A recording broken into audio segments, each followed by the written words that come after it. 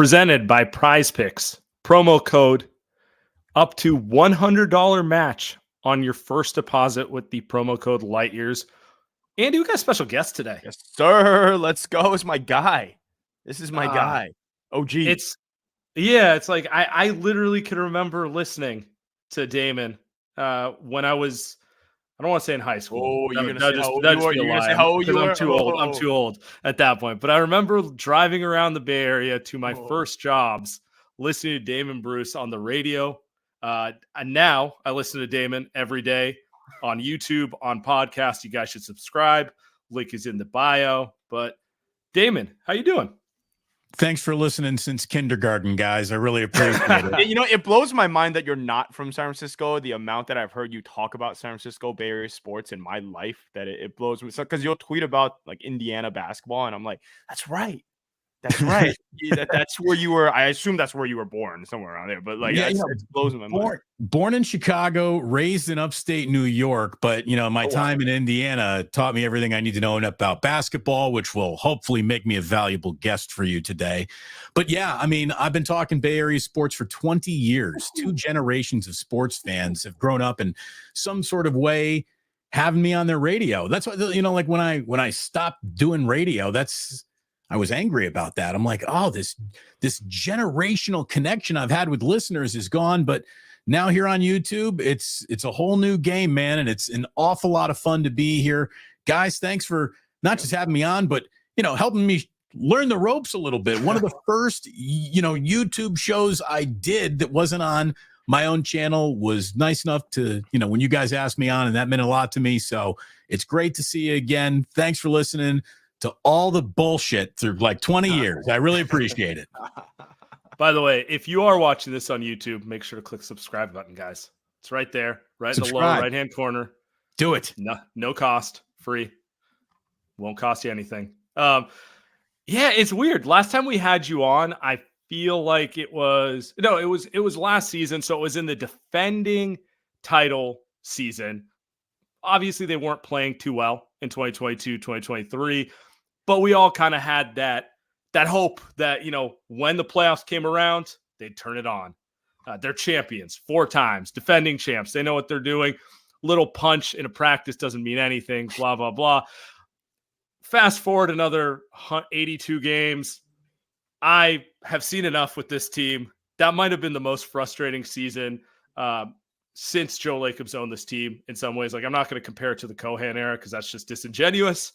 But over this entire run, last year was just incredibly frustrating. I want to know where your head's at with this team, because certain people say, hey, this is how it goes. They're old. It's over. Just get with the times. And then you listen to Andy and I, and we're like, there's still a little juice to squeeze if they actually want to try squeezing it. Both arguments are correct, aren't they? I mean, both arguments are right. And I know that's a little bit of a cop-out of an answer, but they are old. Father Time is tapping the Warriors right on the shoulder. Draymond Green, unfortunately, has done more to sabotage than he has helped the Warriors over the past 2 seasons, which has been a development, no one really had that much money on. Like, Draymond getting a few texts here and there, toss from a game here and there was fine. Like, those were the gravy days compared to what just happened over the last 2 years, the Jordan Poole punch, and then being suspended for you just need to calm down reasons by the NBA all last year. He's really ruined 2 years of basketball in a row, yet he remains one of the most important pieces, and you're not going forward without him. It's just the weirdest spot to be in. The aging of Klay Thompson, the importance of Andrew Wiggins or lack thereof at times, all of these things go into what you're right have been very, very frustrating years, but you still got Curry, and with Curry comes hope. And, it used to really feel like, well, of course, Indiana was going to be in the NCAA tournament. All they need to do is just get into this son of a bitch. And, if you then get to the Sweet 16, you never know. And the Warriors used to totally live in that world. I don't think they quite live in it anymore. So that feels like they're getting a little bit older. Youth is being served in this NBA's postseason, and we're all watching it with our own 2 eyes. But you're right. There is some juice to squeeze. Does it taste just like the NBA Finals? I don't know. But, competing, making it to the Final Four of the NBA, it doesn't seem mission impossible with Steph Curry on the roster. So, hey, if there were only just one more team to beat and then you're in the NBA Finals, it's the Warriors. So, you take your chances. Yeah. It's a weird time. I mean, it's definitely a fork in the road. There is no more staying the same. This team is about to definitively contest for something one more time or get much worse. I find it fascinating because we root for a lot of different teams in the Bay Area, and all these teams have different goals, right? The Giants, they just want to make the postseason. The Niners, they want to win the Super Bowl. And I think the Warriors are like right in the middle, where they probably should make the postseason, but they're not really contending for a championship. I almost think regardless of what they do, they're just kind of a first or second round team. And sometimes I get a little frustrated because I think sometimes people are like, well, if that's the case, then maybe blow it up. Then maybe go rely a little more on Kuminga. And I'm kind of sitting here and I'm like, rely a little more on the younger guys, Podziemski, Kuminga, Moody, Trace Jackson Davis. I know your guy. But it's to me, it's like, man, why don't, like, is it okay in from your perspective for the Warriors just kind of sit in that first round range, second round range? Because the direct comparison, and we've done this the last couple of shows, is the Mavericks, where you sit in that first round, you sit in that second round range, and sometimes you get lucky. Or sometimes you just play really good.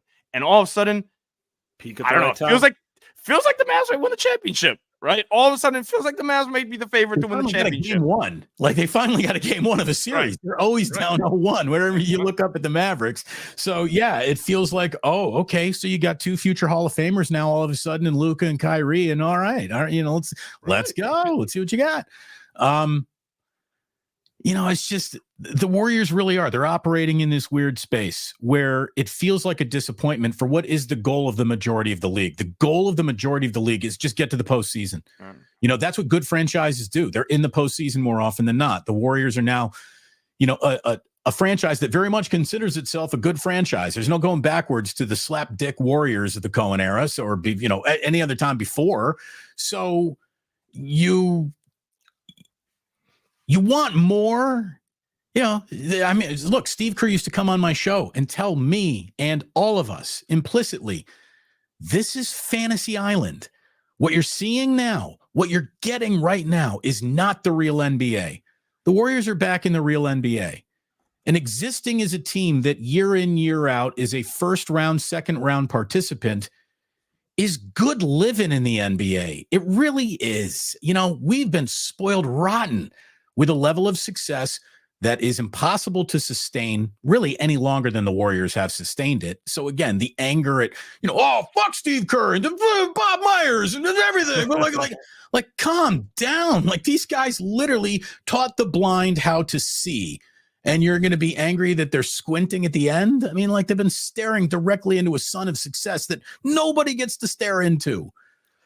And yet, there's also the urgency of let's go. There's more to do. Let's not dick around. You still have an all-timer. Make it better right now. Should you have done the Siakam deal? Yeah, you maybe should have. Now that you're seeing the best out of him, although I wasn't screaming for it at the moment, but now, yeah, maybe.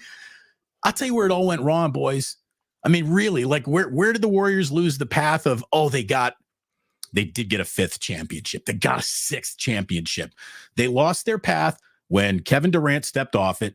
And then their one chance to veer back onto it was James Wiseman, which either was James Wiseman picked and played and was awesome, or James Wiseman was traded for that asset at the time to get the player back that is that guy on this team. And neither happened. Like, there were 3 paths back to success. The Wiseman trade that never happened, Wiseman being the MAN man, or Kevin Durant just sticking around and ignoring Twitter and just dominating. And unfortunately for the Warriors, none of those 3 things happened. Yeah. I mean, right now they're paying for the fact that, okay, they lost KD. Usually when you lose a player of that caliber, it's a gut punch to a franchise. But luckily for them, they had another player of that caliber, if not higher caliber, and Steph Curry on the roster. And then they got gifted 3 lottery picks, 2 top 10 picks, 1 number 2 pick. You would think that would be your ammunition, whether you draft the right guys or trade them. to give yourselves that back nine that's glorious. Give yourselves the Tom Brady Patriots where they reinvent themselves while he's in his late 30s, that sort of thing. It didn't happen. And now we're here. I wanted to pull up the standings just because I think as much as we talk about, okay, they're old or this, the Dallas thing is true. Dallas last year missed the playoffs. The Warriors won a whopping 4 less games than the Dallas Mavericks. I don't think this NBA is going to produce a 2016 Warriors. I think look at the Nuggets. Being a 50-ish win team makes you a contender these days, which is, I think the Warriors need to get better than they were last year, but they're not far away from being in the ether. And then it's all about are you healthy and peaking at the right time? Yeah. Look, I saw I don't know if it's a great stat today, but I saw a stat today. I just want to make sure I got it right here. Let me just scroll up on my computer real fast to have it for you the right way. But yeah, so the NBA is about to crown a 6th consecutive champion that is a different team for 6 straight years. And it's just the second time in league history that it's ever going to do that. The league has never been more wide open than it is right now, just based on 6 years of different champions. Repeating is harder to do. Getting out and running away with, a 68 win season is hard to think of in a land of everybody's pretty damn good out here. A third of the league is agreed that they're just not going to even try hard for the first third of the season anymore. Yeah. Plus you add in load management on top of that choice. And chasing wins, if I can quote Steve Kerr, is not the priority of the league anymore. So you're in the 50 win range. You should probably do it. And you look at all that. You telling me that Draymond Green's suspension doesn't bridge that 4 more wins? Draymond's not suspended. He plays in 26 more games this year. You telling me the Warriors aren't winning 4 more games with Draymond out? That's why he fucked up 2 years in a row. God. and then he's on national TV talking about, some others talking about Rudy Gobert being benched. Let me tell you, Rudy Gobert, I don't like him, but he's playing. I'll tell you that. Rudy Gobert on the Warriors, they are a 52-win team. I just guarantee that to be fact. If Rudy Gobert is on this team, except for I don't like Rudy Gobert, but availability and rebounds do matter. Facts. You know what I'm saying? And so I think the fascinating thing with this team too is that we forget, while you guys were talking about what they did miss on, they won a championship after KD left and they fucked that Wiseman. They won a championship, which to me, and now it was a couple years ago, it still tells me the team on those legs, I wouldn't say last legs, because I still think Steph's still that good. Maybe he's not that good for that long. He's just not going to be able to play 70 games. He shouldn't play 70 games next season. Then you got Draymond. But when Draymond's on the court, he's really good. And then you've got Clay. Maybe that's a question mark. We don't know if he's come back. We'll talk about that. But beyond that, their team is still good enough. Well, you had that moment, in that Boston moment. And one of the things I've been saying is now that I've watched it all, it feels more like that week just happened to pick Andrew Wiggins than Andrew Wiggins picked that week. Andrew Wiggins does not strike me as the summon greatness player in the big moment, because he had so many moments to summon it this year and he didn't even bother. And he drives me nuts. Yet at the same time, I'll admit he's the team's best on-ball defender, and he's the tall wing that this team cannot be walking away from at this particular time in the NBA. And so Wiggins is, can't live with him, can't live without him type of, just, you take your wife for granted or something awful. Wiggins is a necessary evil, I guess, now for the Warriors. But he's had that one awesome series, and that, I think, got the Warriors over the hump of that Celtics team more than anything. And then they counted on that happening again, and it doesn't look like it's going to happen again. I love being on your show, guys, because I finally don't have to ask the questions. But to know how we're talking about this team in the prism that we see it through, I got to ask you this question. Do you believe in Jonathan Kuminga? Him knows what I'm going to say, so he's going to go first. Yeah, okay, I'll go first. I probably am more bullish on him than Andy. Okay, Andy, just letting you know right now. No. Anyone who's listened to the show knows where Andy stands on him. They hate me. I think there's a world in which he can be one day as good as Pascal Siakam. That is his absolute ceiling. in my opinion. And I don't think he's going to realize it for 3 or 4 more years. And more than anything, I don't see he doesn't fit into the team because he doesn't have because Draymond occupies his position. That's where I'm at with him. So do I believe in him in the context of this Warriors team? I have to say no. That's my answer. I don't know how you argue Sam is wrong. He just did it nicer than what I would say. The most value Kuminga has to the Warriors team is as a trade chip to another team. Like, that's the value that he has. There's no scenario in any world that he levels up 3 years, which is what he's going to have to do for the Warriors to be a contending team again. I would rather have PJ Washington right now. And that has no knock against Kuminga because PJ Washington's been around the block. He's been around the block. You know what? PJ Washington knows that he's not a star. PJ Washington knows, stand in the fucking corner, shoot a 3. Go get a rebound. Do not dribble. Don't dribble unless it's 2 dribbles to the hoop and you dunk the ball. That's it. Don't do anything else. Jonathan Kuminga's like, well, if I average 25 points, I can get paid $100 million. Like, that's, or shit, not even 100 million, $200 million, right? That's how NBA players are getting paid. Everybody getting paid $200 million. So that's Kuminga's goal. If you ask Kuminga heart to heart what he cares about, it's getting paid, and it shouldn't. That's not a bad thing. Like, his goal isn't like, oh, I'm, let me be the screens for Steph. Wiggins. That's my goal. Let me be the Aaron Gordon, which, by the way, like, to me, that's his ceiling. Like, let me be the Aaron Gordon, which is a friggin' awesome player, but John Kuminga don't want to be Aaron Gordon. Aaron Gordon only Aaron Gordon because Aaron Gordon sucked in Orlando, and he realized that he wasn't going to make it, and so. That's why I would say no. It's no like offense to Kuminga. Like, it's just, it turns out he's not as good as like Jalen Williams in Oklahoma City. We found out really quick. I think that this was like his first let me show you what I might be year. And I was kind of impressed. Cool. And I thought that, Steve Kerr should have actually given him more, not less response. He was the second best player on the team, I thought, pretty much all season long when given the opportunity to be out there in an important contributing way, which again, Steve Kerr, short leashes for certain guys. It doesn't make an awful lot of sense sometimes. Okay, so if his ceiling is Siakam, you're saying he's an all-star. I think one day he could be an all-star in the NBA. When I say that, I do not expect it to happen next year or the year after that. It does. Okay. Even fundamentally, here's my issue with him on the Warriors. Fundamentally, what position does he play? He can't shoot, so he can't play the small forward position like Andrew Wiggins or Klay Thompson. And if you're going to play him as the 4, which is what Steve Kerr did, which is where he shined, then Draymond has to play center. And then you're kind of undersized, which was their overriding issue the entire year. Now, you could convince me maybe the move is getting rid of Draymond and getting a Rudy Gobert type and leading into Kuminga at the power forward as your second scorer and having an actual center to kind of clean up stuff behind him. But we're still getting to a point where, square peg, round hole. And is Steph go for that? Because as much as Draymond frustrates everyone, you do need a point forward around Steph to get him off ball. The stuff that they do is absolutely necessary.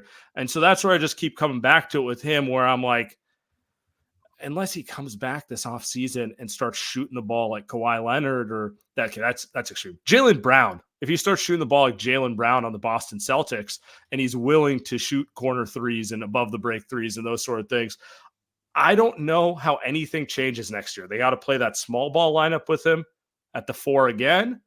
They'll outrun a lot of teams because that's a really fast lineup. And we know exactly how it looks against the better teams. Too small, too unathletic, too whatever. I mean, I think Draymond's playing the 5 no matter what, right? Like whether he wants to or not. For this team at its best is Draymond playing the 5. But let me ask you this, Damon. When Kuminga got hurt at the end of the year, and I don't really want to over-index any 8-game sample, but they started Trayce Jackson-Davis. Did you notice any difference? Were they worse with Trayce Jackson-Davis next to Draymond than they were with Kuminga next to Draymond? That. No, but I think that they're missing Kuminga's. I got 2 kids remembering any 8-game stretch in a season. Sure. I don't know exactly when you were talking about. I know when Trayce did get starter minutes, the team looked good. Mm-hmm. It felt like this was someone we need to see more of We need to see more of Ben Looney, not necessarily, Jonathan Kuminga. Like I hold nothing against Jonathan Kuminga. I think I want to see more of him. But if you only are looking at this as what are the next 2 years, and the 2 years that we're about to see have to be just for Steph Curry's, glory. And I'm not saying Steph wants the glory, but this is the entire modus operandi is what is best for Steph in the next 2 years. Then yes, they are trading Jonathan Kuminga.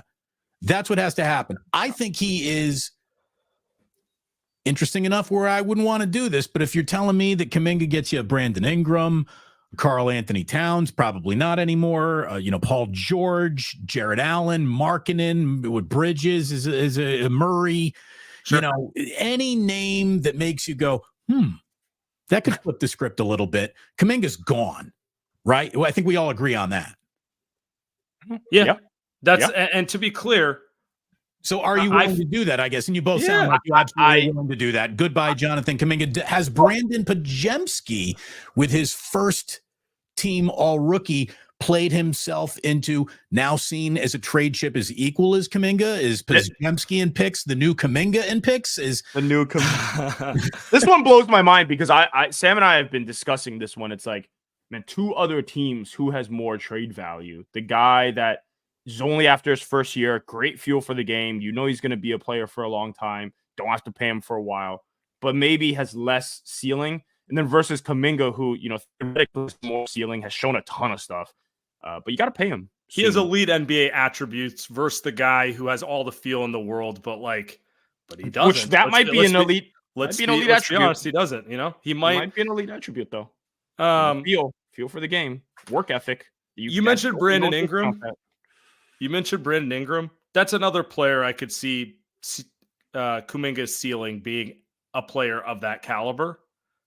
Except I know Ingram fits into the Warriors positionally because he is an actual small forward. He is. He can actually handle the ball. He could shoot it a little bit. Whereas Kuminga doesn't have a position. So if we're trading comparable players where I get the one who's 26 instead of 21, but he fits positionally, I'll do it. And I'll live with the fact that maybe when he's 30 and Kuminga's 25, might not look as good for me. It doesn't even matter. That's the thing. What's Brandon Ingram doing with a team as the lead guy? What is Kuminga doing as the lead guy in 5 years? You know what I mean? Like the Warriors front office, Joe, Kurt, Kent, Bob, Mike, like those guys, like what you got? But what are you guys really preparing for 4 years from now, man? Kuminga not getting you anywhere.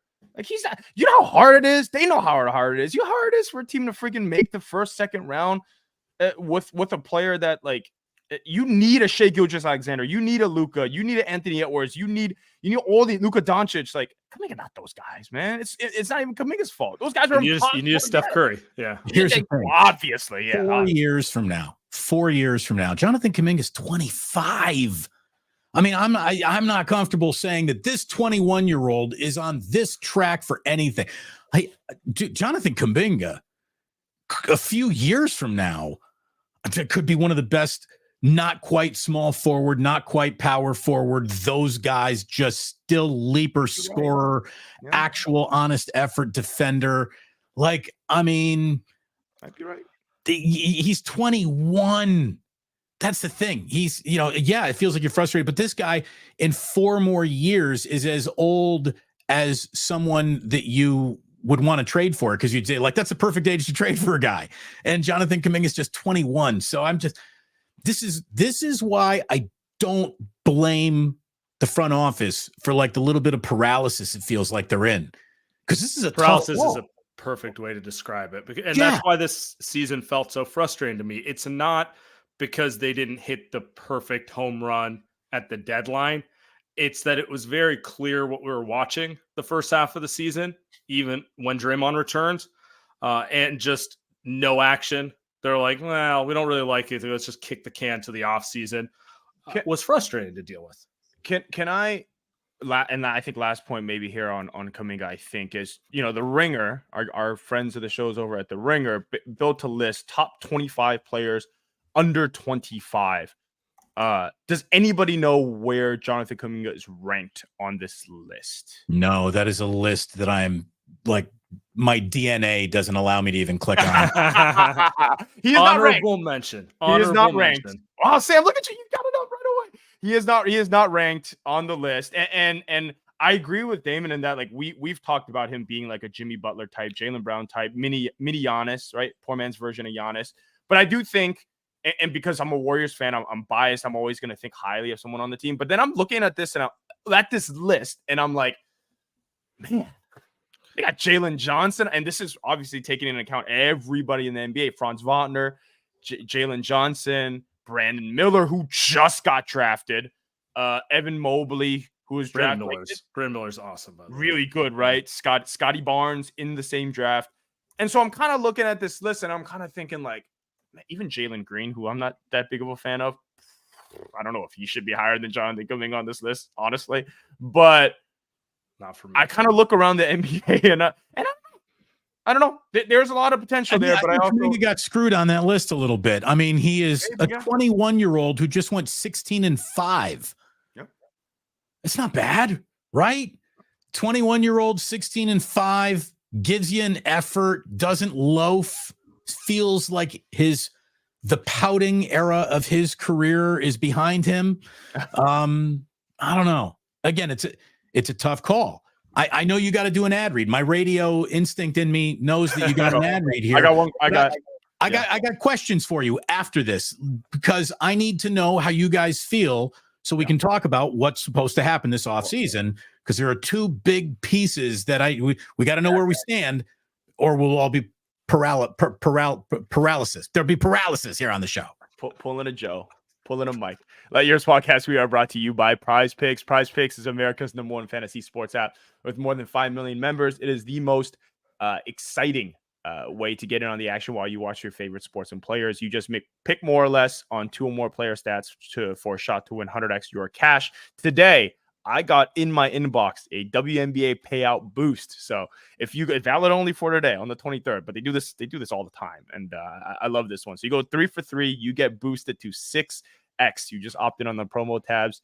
You create a 3-pick power with all WNBA squares. Samuel, I have, and let me count this out, 3 plays for you that I'm going with. Kylie Cooper, more 24.5. Courtney Vandersloot, less 24.5 fantasy score. And Tejone Carrington, less on 28.5 fantasy score. So we will review that on our next show to see how that does. But hey, look, listen, there's no NBA for me as a Warriors fan to watch outside of the conference finals. So I got to get my fix. So I've been going all in on the WNBA. I got some Caitlin Clark stuff coming down the road for sure. Prize Picks, most fun I've had winning up to 100x my money this basketball season. You've also got quick withdrawals, easy gameplay, enormous selection of players and stat types is what makes Prize Picks the #1 fantasy sports app. So download the app today. Use code LightYears for a first deposit match up to $100. Download the app today. Use code LightYears for a first deposit match up to $100. Pick more, pick less. It's that easy. All right, we're brought to you by Game Time. Game Time is an authorized ticket marketplace of the NBA, which makes getting playoff tickets even faster and easier. Prices on the Game Time app actually go down the closer it gets to tip-off, with killer last-minute deals, all-in prices, views from your seat, and their lowest price guarantee. Game Time takes the guesswork out of buying NBA tickets. Use promo code LightYears for $20 off your first purchase. You guys already know what I'm going to say. Going to the Giants game on Monday, Memorial Day. We're good. We're good again. We're a game under 500. My guy, Matt Chapman is the best player in baseball, bar none. Nobody better. Shohei Chapman. Look out for that guy. Sam's guy. So, hey, look, Giants games it's still easy to go to Giants game, man. The weather's good. You go and just pick your seats like an hour before. You ain't got to spend that much. You spend more on the garlic fries than you do on the actual tickets itself. So you got priority last minute deals. Save up to 60% off buying last minute for sports, concert, comedy, theater, etc. You get all in pricing. If you toggle this feature, it shows the total up front with no surprise fees at checkouts. You also got zone deals. You can save you more when you choose a section and let Game Time choose the seats. So take the guesswork out of buying tickets today with Game Time. Download the Game Time app, create an account, use code LightYears for $20 off your first purchase. Terms apply.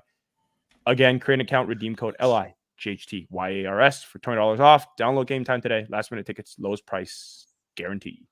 Man, I'm seeing $28 on Game Time for that Memorial Day game. That is a deal. That is a deal, especially to watch Bryce Harper drop a couple splash hits. Nice what? 10, No 3 this year yet, by the way. 10-3 Phillies win. That's what I'm thinking. Phillies They're the are- hottest team in baseball right now. Yeah, no, I know. It's a little. Maybe the Giants will beat a good team for once. That's the hope. Fingers crossed. 25-26. My Giants.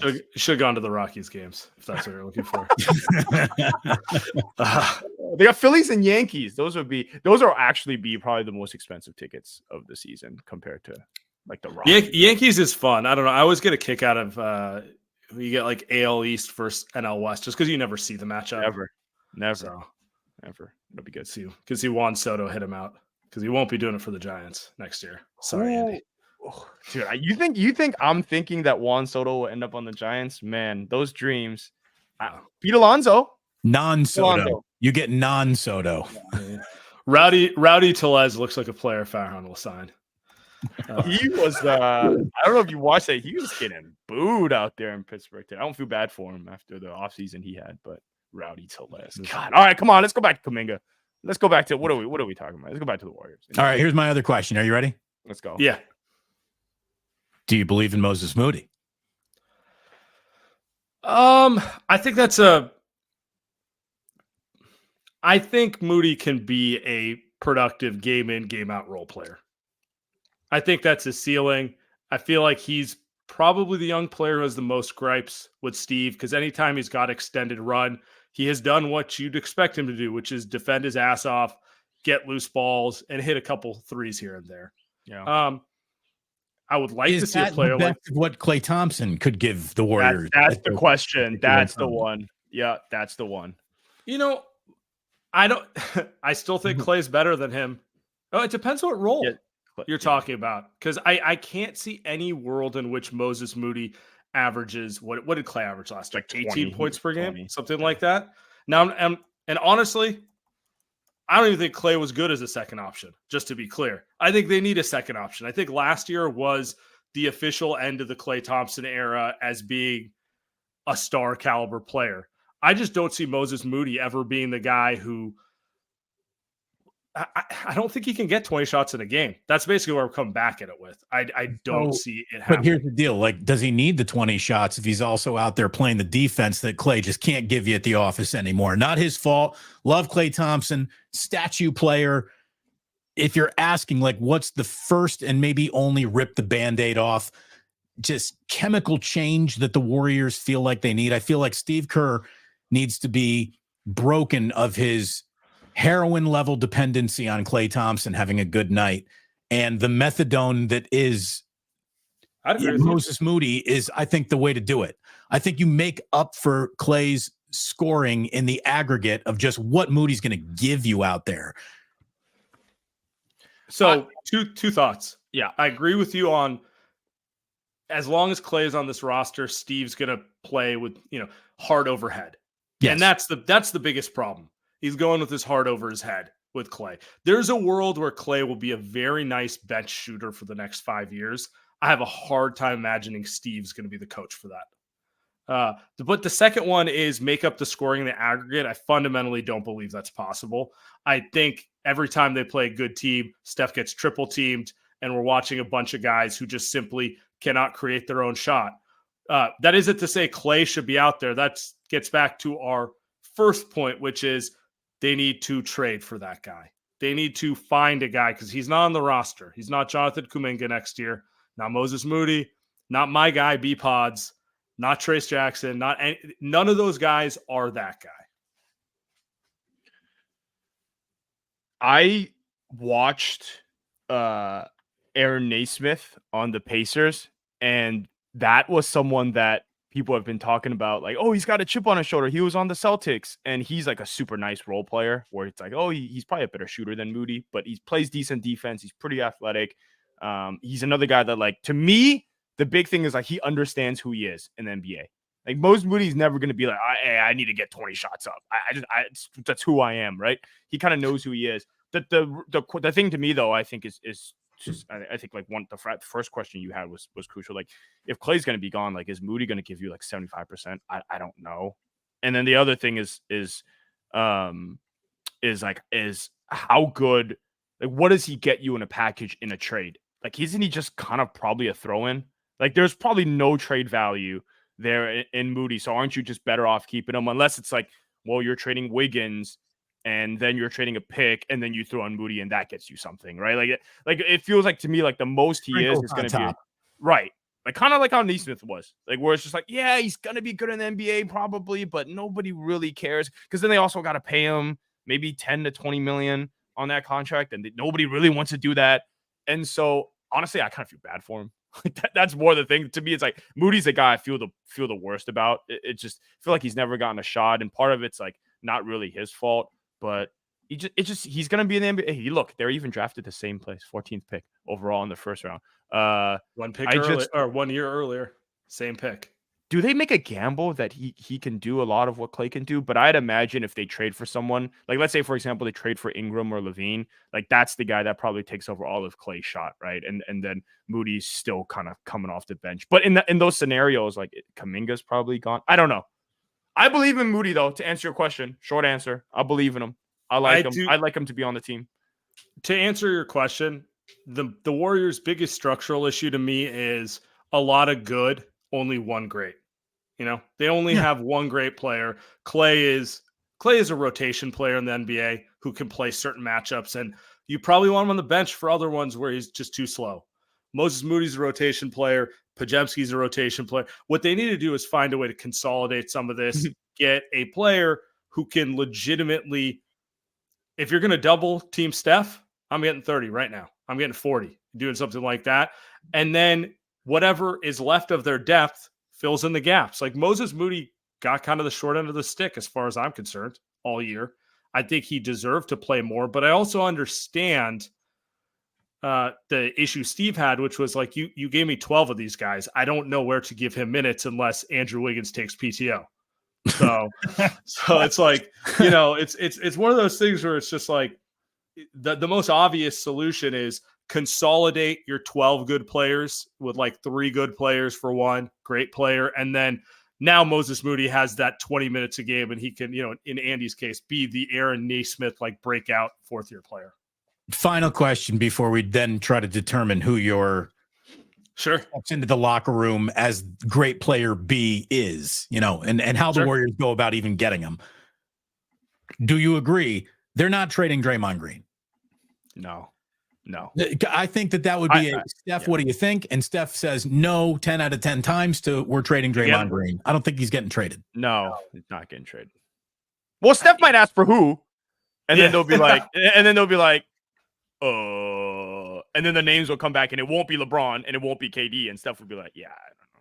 I think we're good. If they think that Andrew Wiggins, he's more valuable to us than the poo-poo platter of players you don't want, trade is bad, it's going to be worse for Draymond. He's so much more important to what the Warriors do offensively and defensively. And it's so hard to imagine a trade where moving him moves the team forward. Right. That's where I'm at. I think they're better off with him than without him. They value him more than any other team could possibly get value out of him. Mm-hmm. I want to give you like 3-4 years ago, Portland Trailblazers with Dame Lillard at his peak. They could have used a Draymond, right? You know, that could have worked up there, but where, you know, like Draymond in Oklahoma City is now what are the Thunder? Draymond in, you know, he's actually the perfect player for OKC. He wouldn't be bad, right? But at the same time, I don't think they're going to do it. I just don't think the Warriors are going to do it. God, I saw the story today that like Lacob is thinking he might be a coach. Come on, that guy's not coach, just mentality, shall we say? Not in 2024. No. But so, you know, if we agree, you're not going to get that much from Moody. You might get something for Kuminga, but it's going to take future picks. You're not going to give up Draymond. Wiggins isn't probably going anywhere. How do you get out of it? How do you get out? What's the path out? Because Chris Paul's expiring deal ain't that sexy. Yeah. I think the path is, I don't want to call it simple because none of this is simple, but short of Kevin Durant or Paul George or a player just basically being like, I want to go to the Warriors and only the Warriors, and then it's just a matter of like haggling the details out of it, they're probably going to need to find something like what Dallas did with Kyrie. Kyrie at the time of the trade could not be a more unpopular, toxic player. Forget the asset. forget the off the court stuff. He couldn't stay on the court health wise at that point. He was just kind of like, yeah, he plays 42 games a year. He's good for 2 gaffes where you're going to have to release a PR statement. Like, I don't want him on my team, that sort of thing. That's kind of the route they're going to have to go. They're going to have to look at a Zach LaVine, where he's been a multi-time All-Star. He had a bad year. Everyone knows he's at odds in Chicago, and his contract sucks. But all those things tell me is you're probably not going to have to give him much to get him. You just have to eat the contract and maybe give him a B-list prospect, a Moses Moody, or like a Brandon Ingram. The Pelicans GM outright said like he's out of the team next year. Guy as close to saying that as possible. Is 1 year left on his deal. He had a terrible playoffs. He's an attractive player, but I can't imagine you're giving up. It's a sweepstakes the way that right. 9 other teams are tripping over themselves to make the best offer in the world. Like Donovan Mitchell will get a trade sweepstakes. 1, he's a bad positional fit for the Warriors, but 2, even if they wanted him, I don't think they would have the best offer to get. They just fired Bickerstaff too. That means Mitchell's got what he wanted, right? Sure. But my point is, he's like, everyone agrees he's a superstar.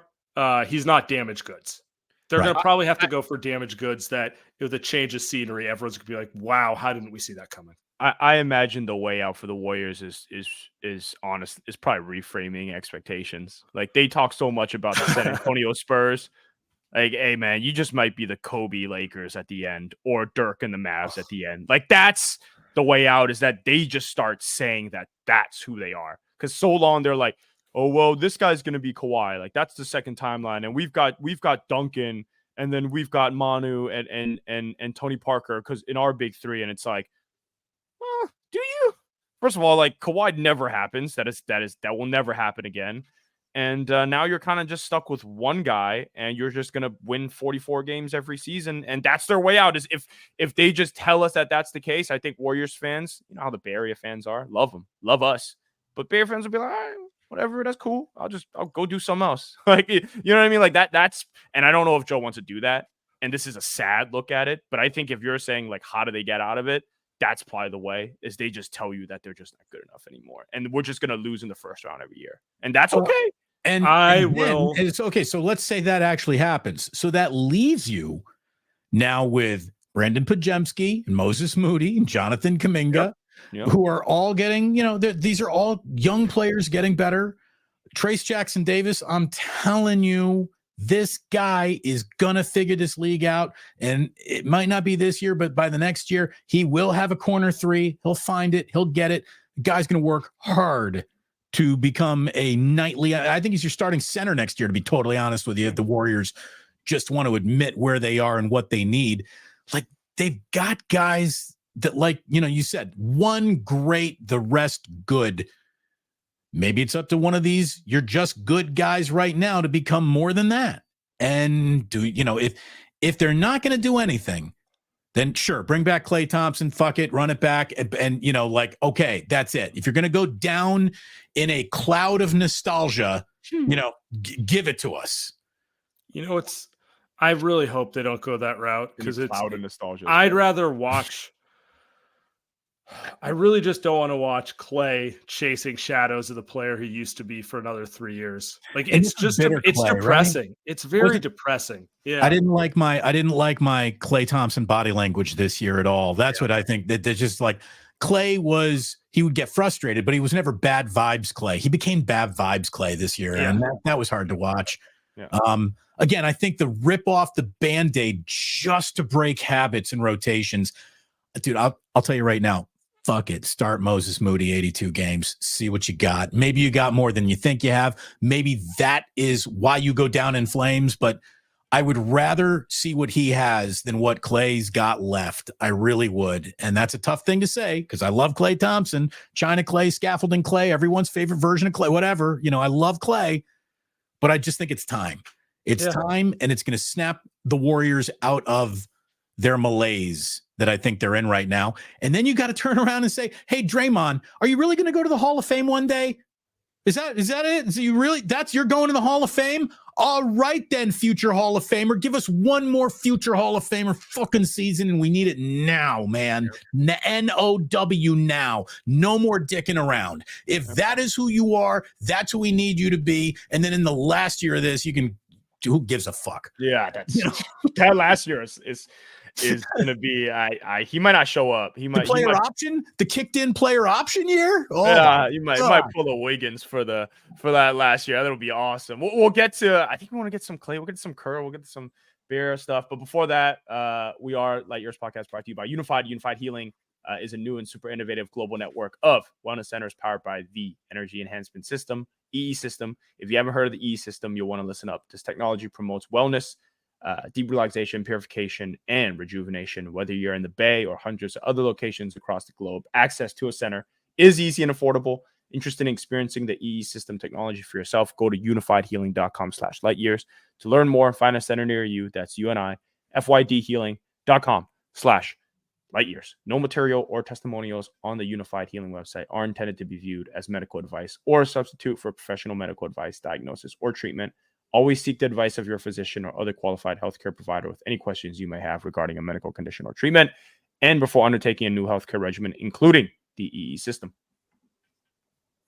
All right. I want to take a. That's a read, boys and girls. That's come on, I've done enough to know that was a mouthful. That ain't easy on your end, and you nailed it. There you go. I want to take more of a kind of 30,000 foot lens. Look at this. Like, let's get in the airplane. Let's get above. Yep. Well, let's talk kind of ownership in front office a little bit here. The Warrior, look, all conversation about this has to bring in the context of we all remember what was like before Joe Lacob owned the team. So nothing is truly that bad. The sky is not falling contextually. When Chris Cohan owned this team, Damon, let me take a guess. You were told not to talk about them on the air because no one cared. Oh, you didn't even have to tell us. Like the joke was, a guy broke into my car and left 4 Warriors tickets. You know, I mean, there was not a lot going on. I mean, it's a great timeout is literally what they were selling. Come and watch Red Panda. Come and watch Thunder dunk a basketball. Come watch Kobe drop 40 on on Exactly. Yeah. You come on in and watch the opponent. It's like, so John Fisher. Come and watch Aaron Judge hit tanks in Sacramento on us. Yeah, it'd be great, everybody. So putting that context behind it, we did talk about it earlier, the 2 timeline thing. The thing that strikes me about Warriors ownership here is they took over. The team went on a dynastic run. It does not happen without this ownership group. A less motivated ownership group does not go out and hire Jerry West. They do not hire Bob Myers, Steve Kerr, all the things that they put into place to make this a well-run organization. Well, Jerry West moved on, got replaced by one of Joe's kids. Travis Schlenk moved on, got replaced by another one of Joe's kids. And I'm just looking at this. I'm going, look, they're not a poorly run organization by any stretch of imagination, but it does have some Dallas Cowboys vibes to it. Well, it does feel a little Jerry. They're running out of Lacob kids. So if you're worried about that, no, look, I hear you. I do. There is an air of cantankerous, hands-on owner who really thinks he believes he knows just enough to make him really dangerous. Right. Mm-hmm. I would say there is a little of that for sure, but I also think that there is enough competitor in Joe Lacob to not go fully like unhinged bonkers owner. And I think he knows enough about sports history to see that lens has delivered very few championships. So I think that I don't know, like, and this, I guess I trust Joe Lacob a little bit more than I guess you do. The fact that there are kids getting involved is not something that, even surprises me. like let's accuse his kids of being really involved right now in just this last draft. Well, I like Pajemski and Trace Jackson Davis. So I don't think we have enough track record on anyone that we are concerned about being the reason that it didn't happen to really know. It's an easy situation to make fun of. I mean, I never heard the phrase Nepo baby before like 4 or 5 years ago. Now it's, it trends. That's true. So, yeah. I don't know. That's the thing. Like, I don't even care if Joe Lacob goes full on evil owner. 4 banners, awesome stadium in San Francisco. I'm glad that I get to see my favorite band there too. However much he's screwing it up, he screwed it up to his basketball team is worth more than any other basketball team on the planet. So he can't be screwing it up that bad. And he does reinvest. I mean, I think really all you can ask your owner to do is spend the most amount of money to see your convictions through. And if he gets his convictions wrong, that's just, I'd rather have a guy who didn't spend the money and doesn't have convictions. I wouldn't want that guy to be my owner. 1,000% with you on that one. Cause I think there are things that Reinsdorf, right? Yeah. Right. There are things that he's any more owner. Yeah. I mean, there are things that Lacob has done wrong, but like to your point, he's 1,000% all in on what he believes in. And those things have worked, obviously. Yep. And those things haven't worked. And we've seen that. And the biggest fork in the road, again, the moment that everyone wants to hold against him, the pick that was Wiseman. Yeah. I can't kill him for it because that's the pick I'm making too. Now, maybe I would have had, had I had a one-on-one conversation, I would have smelled this kid's got no dog coming right off of him. I would have. This reminds me of when I saw Patrick O'Brien. Yeah, exactly. I would smell the just he ain't wired like he wants. He doesn't see red. He doesn't go bull in China shop. He's just big. That's all he is.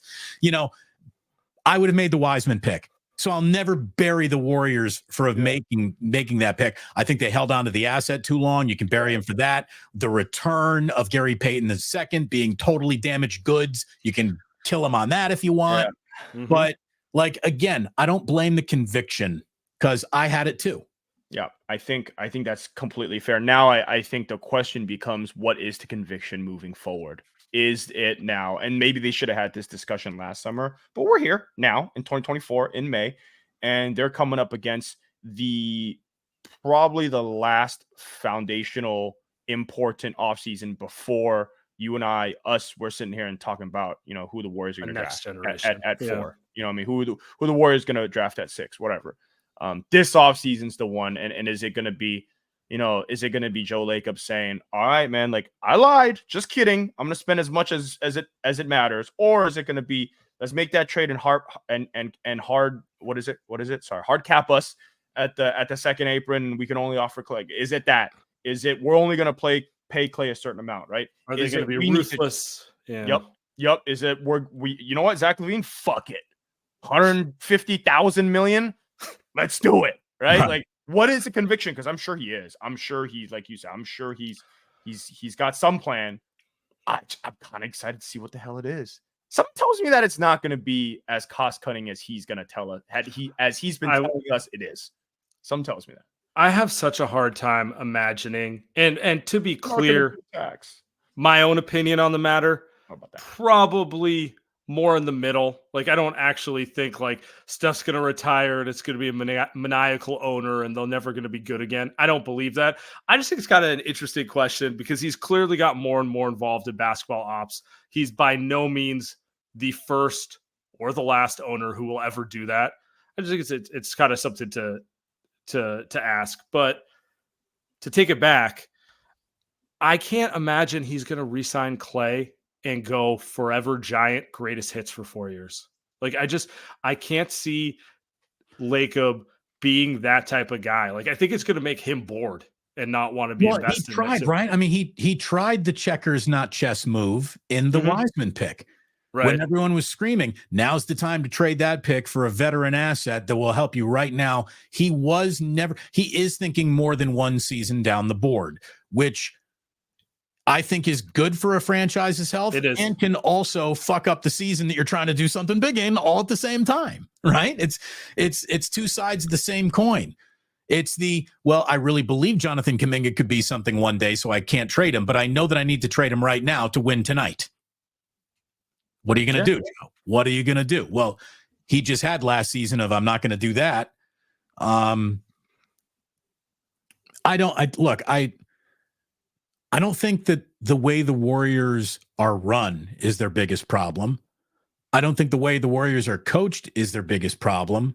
I don't think the way the Warriors are built is their biggest problem, but they got a problem that is like, it's hard to really define. And the problem is it's not 6 years ago. And that means they're old. And we're right back to where this whole conversation started, and time is a flat circle. And this is why you're paralyzed, because you keep on thinking it and then rethinking it. And how do you get out of it? How do you keep in it all at the same time? And they're in a very, very, we'll never go through a more interesting chapter of the Warriors than the 6, NBA Finals appearances. That's going to be the book on the top shelf forever. Sure. What happens next is the second book of how do they stay relevant? How do they operate as a team that competes and is as valuable as they are, but has to go through a metamorphosis at some point? Like it is going to be fascinating. But Damon, is it an epilogue or is it an actual? But that's the question, right? Is it just like a footnote at the end where they just say, yeah, so they fucked it all up and they made one postseason in the next 10 years, or is it a full freaking, is it a full 6-hour podcast? Because that's what people do. 6-hour audio book where it's like, this is how, they picked it back up and they made a trade or whatever it is. It would be picking it back up. They made a trade, whatever it is, get you to that. Well, they're always hovering around that first or second round, but maybe not be a real champion. And like you said, now we need to recalibrate fan expectations to truly be able to enjoy what the last of this is. One of the reasons why I started my YouTube show today that I do live at 11 is, I wanted to talk about Steph making third team and how incredible that is. And he's the first guy from this franchise to do it 10 times in a Warriors uniform. And it's extraordinary. He joins a list of 26 humans who have ever made double-digit all-NBA teams in their careers. I mean, I think more people have walked on the moon. So, the guy's extraordinary. And I don't want to let any level of Warrior overall competition or team anxiety get me to not enjoy the last bit of whatever Steph Curry can give us. No. I mean, I think we're all aligned on that. I think it's a question of what that last bit looks like. Right. You mentioned Brandon Ingram. By the way, if Joe Lacob is a real killer, business only killer, he trades Steph Curry. Yeah, and he won't do that. He won't do that because he loves basketball and he cares about legacy, and he's a Celtics guy and he cares about that stuff. He loves Chase too, though. Chase ticket revenue might be. I know it's not on its last legs or anything. Who's the country singer that was there? Luke Combs was there, I think, a week or two ago. I'm sure that did well, but trading Steph might be. Ooh, I don't think Brandon Pajemski and Kuminga are selling out Chase. You're gonna have to book Beyonce for a residency. Yeah. That up. Yeah, no, Blackpink better be there every week. Yeah. I guess the question is, does that last chapter look like? Because you could put Ingram on this team, and they'll be the exact same as they were last year. I think there's maybe they win 47 games instead of 46. Or are we just running it back and banking on internal development? In some ways, the conversation could just be as simple as that. Unless something falls out of the sky into your lap, it gives you an opportunity of the lifetime. You're basically looking at those as really right. Look, I think if you step into any of these trades, and I didn't mean to cut you off there, Andy, I'm sorry, but sure. if you're looking at any of these trades, you can't look at the Brandon Ingram trade through now. Oh, I'm worried about him too. If you make that move, what you really hope is this guy turns into 30 a night playing Steph next to Steph Curry. He's the greatest teammate I'm ever going to have, and it's unlocked my game to a different level. And hey, by the way, Steve Kerr knows what he's doing. And he is a good coach. And it's easy to get mad at him in lots of moments and about rotations and all this stuff. Mm-hmm. But the Warriors have brought out the best out of some of these guys. Guys don't leave the Warriors and get better, really. And who did that? No, nobody. So I think that if you do make the big, bold move to bring in Brandon Ingram, you say, guess what? You're Kevin Durant now. And we expect 28 and 7 a night. That's what you are now. And you go get it, young man. And you are empowered to play like a badass. And oh, by the way, Mr. Johnny Gravitational Pullover here is going to help you like nothing you've ever seen in your life. Like, did you enjoy sharing the court with Zion? You ain't seen shit yet. You know what I mean? So that's what you would hope would happen. You know, you can't make one of these trades and say, well, all it'll do is get you this. You make one of those trades and then you rock it. That's it. You're playing 40 a night, Brandon. We'll worry about your workload when Steph retires. In the meantime, your dick is on the court. Yeah. I've already had enough small forwards take PTO. No more. Maybe they'll both be on the court. I think that'd be pretty cool. Steve Kerr, by the way, quick take on the playoff stuff and him as a coach. I watched Tibbs run his entire team into the ground and lose when I think they probably should have made the Eastern Conference Finals. And then I watched Mike Malone, who was the defending champion coach, run his team into the ground. And his team, Jokic, played the entire first half and ran out of gas late in the fourth. And I just thought it was funny because I'm always sitting here bitching and moaning about Steph not playing enough minutes, and then I'm watching another team do, I think, the exact opposite of what Steve does. And Steve's always said, like, hey, like, this is why I do this. I want guys fresh down the stretch in the fourth quarter. And obviously in the moment, you're always going to be freaking like, dude, what are you doing? Get Steph back in the freaking game. And you're just watching these other teams and you're like, okay, Steve was right. Yeah, no, there's no doubt that guys' gas tanks need to be considered because it's a real thing. Yes. At the same time, it's game 7 and Jokic, if you can go 47 tonight, you're going 47. Yeah. I mean, like there's also that too. Yeah. And you can say whatever you want. The Knicks did not matter. Tom Thibodeau made them matter at the extent. By the way, they might not even make the playoffs next year. That's he ran them into the ground. But in the name of serving the moment, if I were a Knicks fan, I wouldn't give a shit. No. Yes, I saw Jalen Brunson say he's more inclined to sign an early extension this offseason than to wait till free agency. And I'm like, that is a man who knows Tibbs will absolutely break his legs in half. He better get paid. Better get paid right now while he's still walking a little bit. That's funny. New York. New York's a good place. I mean, they were fun to watch. Just the vibe that they had out there was really. Could have made the finals if they were fully healthy. Hey, OG Anunoby was out there. You know, again, you put a Hoosier in the mix. Just gonna throw that out there. I would have traded. By the way, I would have traded for OG. You get Kuminga in the pick, 2 picks. Like that's something they should have done. 2000 tried to, but 2022 Wiggins, where his body was possessed during the playoffs. I'm convinced it was possessed by OG Anunoby because that's who he played defense like. I haven't seen Wiggins play defense like that ever since.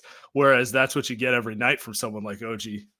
Can't say healthy, but a beast. Yeah. No, he cannot. Him and Tibbs is like a marriage made in hell. A guy who's perennially got a hamstring issue with a coach who will never take him off the floor. By the way, the other thing that could really hey, you need to trade nothing, no one, no moves necessary to make you really matter again. Andrew Wiggins. Yes. By the way, you're going to be 28 next year. You should be in the prime of your career. You should be everything that you're ever going to be as a basketball. And we, again, literally been said about him since he was at Kansas, right? I mean, this is the counting on 1 year. Save 1 year. Yeah. Say one series. Yeah. One series, not a year, a series. Good against Dallas. But you're right.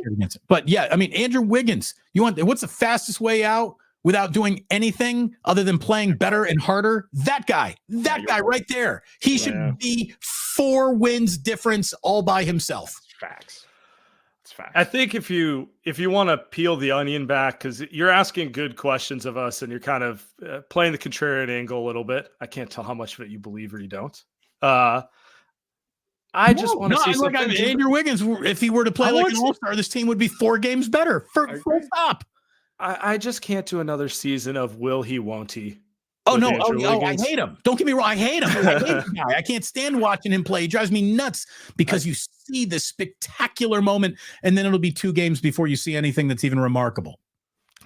And I can't do another season of bad body language, Clay. You could see him going through it. And so that's more than anything. That's why I'm like, let's just put someone who knows how to try every night and hasn't had 2 surgically repaired legs next to Steph. And let's just cook. Let's see what happens. Let's have fun. Now we're Moses That's what I Moody, want. right? Well, Moses Moody. Yeah. No, you might be right. You might be right. Damon, really appreciate you hopping on with us today. You've been more than kind. Give us an hour plus. Everyone subscribe. Links in the bio. Anything else you want to push before we get out of here? No, I just want to push the Light Years YouTube channel. I want to push the Light Years podcast. I think you guys are so important to the conversation, and you're fair. I mean, that's why your show matters. You're fair, you're passionate, but you're not just a couple of slapdick fans. You're fair, and you understand how these pieces have to fit together financially, and you guys are awesome at what you do. Thank you for having me on. It was a pleasure. Anytime, seriously. Appreciate you, Damon. Much love, man. Thanks, Damon. We lost Samuel. But hey, Damon, thank you. I appreciate Thanks, it. Talk soon. I am out. Is that it? We're done.